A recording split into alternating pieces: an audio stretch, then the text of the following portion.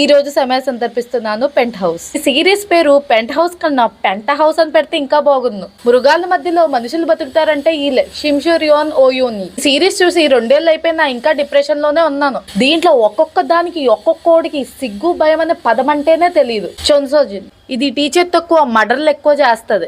జుదాంతే నాకు వీడు పేరు వినగానే ఇప్పటికీ నాకు సరసరసరసరమని ఎక్కడో మండిపోద్ది.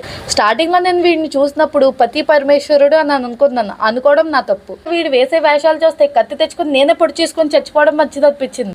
ఈ సిరీస్ లో పిల్లలు అమ్మ కడుపు నుంచి పుట్టలేదు, డైరెక్ట్ గా బురదలో నుంచి పుట్టారు. డ్రామా మొత్తం ఒక అమ్మాయి చనిపోవడంతో స్టార్ట్ అవుతుంది. అది ఎలా చచ్చిందో, ఎందుకు చచ్చిందో, ఎవరు చంపారో అనేది సీజన్ 3 లో తెలుస్తుంది. దీంట్లో ఆడోళ్ళు వీళ్ళు కొంప కూలిపోతున్న పక్కోళ్ళు కొంప కూడా కూల్చేయాలని చూస్తారు. మన ఊర్లో 3 ఫ్లోర్లు 4 ఫ్లోర్లు ఎక్కాలని ఆ పెంట్ హౌస్ వద్దనుకుంటే వీళ్ళు ఆ పెంట్ హౌస్ కోసమే కొట్టుకుంటారు. స్టార్టింగ్ నుంచి ఎండింగ్ వరకు మీకు కళ్ళు రెప్ప వేయకుండా చూడాలనిపిస్తుంది. ఆవుగంతలు కూడా రావు. వీళ్ళ గురించి ఎంత చెప్పినా తక్కువ. ఈ పాటలో కవర్ అవ్వదు కానీ నెక్స్ట్ పాటలో నేను కంటిన్యూ చేస్తాను. ఇంకింతే నా కష్టాలు. మళ్ళీ ఎక్కువ చెప్తే మీరు ఏడుస్తారు. మళ్ళీ కలుద్దాం వేరే వీడియోలో.